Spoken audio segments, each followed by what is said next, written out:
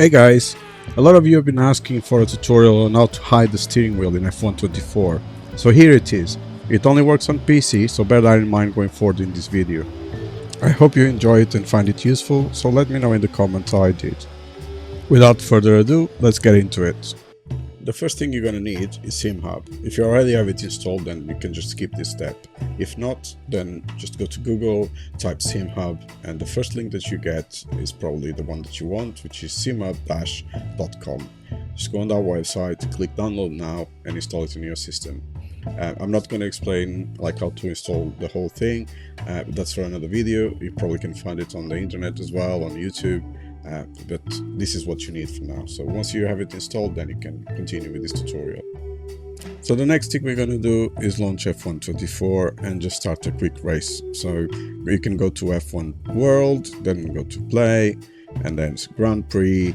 And when you can choose a track and you choose a car. So in this case, you're going to choose the car that you want to drive. Because they are a little bit different. So in my case, I'm just going to choose the Ferrari, but you can choose any car you want.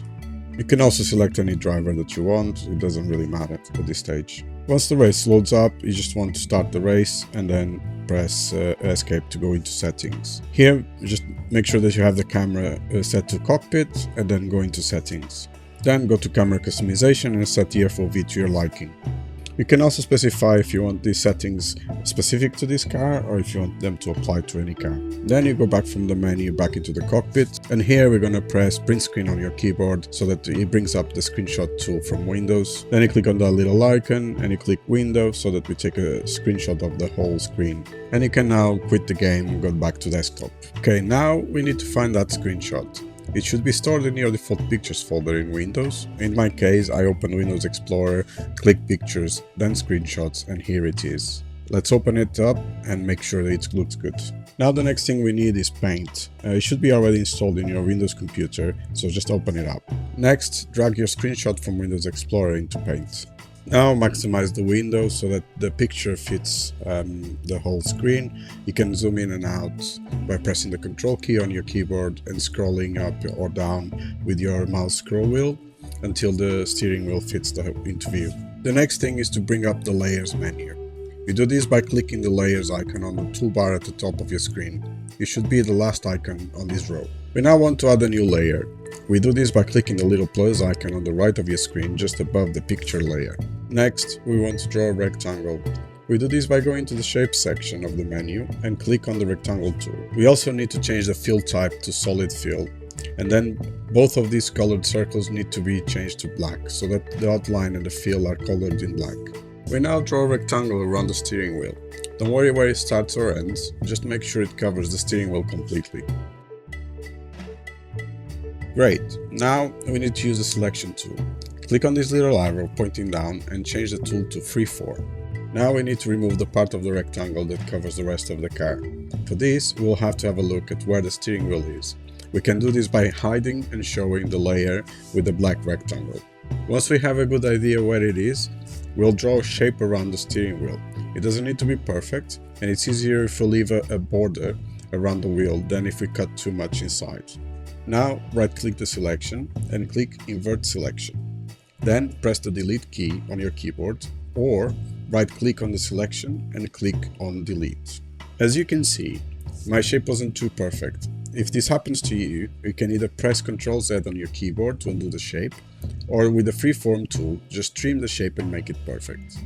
The next thing we want to do is to hide the other two layers, the game screenshot and the background layer at the bottom of this menu on the right. Now change the Selection tool to a rectangle. You do this by clicking on the down arrow in the first icon of the top menu. With the Selection tool, draw a rectangle around the black shape, right-click on the selection and click on Crop. Okay, I think we're done. Let's save this file and move on to SimHub. Go to the File menu and click Save As and then PNG Picture. Give the file a name and save it on your computer. Then go to Windows Explorer and find the file you just saved. Open it up and make sure it looks like this. Now open SimHub and go into Dash Studio on the left-hand side menu. I almost forgot. Before continuing, make sure that F124 is your currently active game on SimHub. Then click on the Overlays tab at the top. As you can see, I already have one overlay I have created from my videos, but now I'm going to create a new one. For this, click on the new overlay button on the top right of this table and give it a name. In my case, I named it F124-Ferrari. Click OK, and a new window should appear behind this one.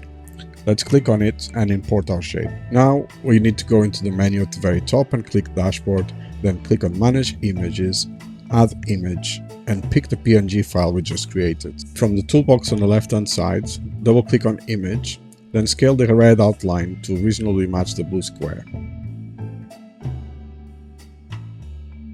Now go to the right hand side Properties menu, scroll down until you find Image, then click to pick an image, and click on the shape we imported earlier.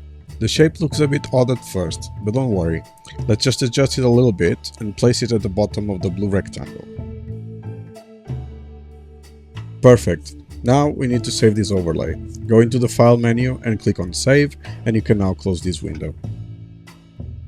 As you can see, our new overlay is now listed here, which means we can use it to create a new overlay layout. I'm just gonna disable my previous overlay so that they don't clash, and we can move to the next step. Click on New Overlay Layout and a new window will appear. We can use this editor to place our shape in the position where the steering wheel appears in game.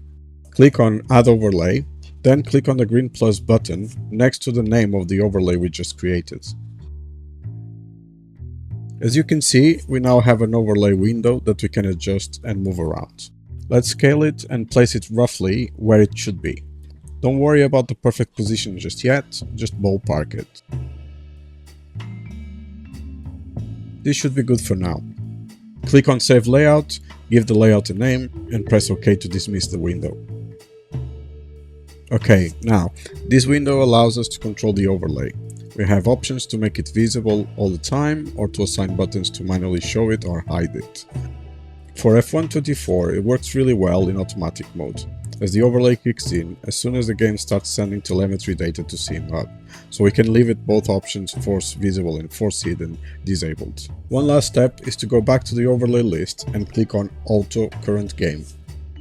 Great, so we're almost ready. We just need to jump back in the game and start the races we did earlier, so that we can test our overlay and adjust its position. As you can see, the overlay is not quite right, but it's okay.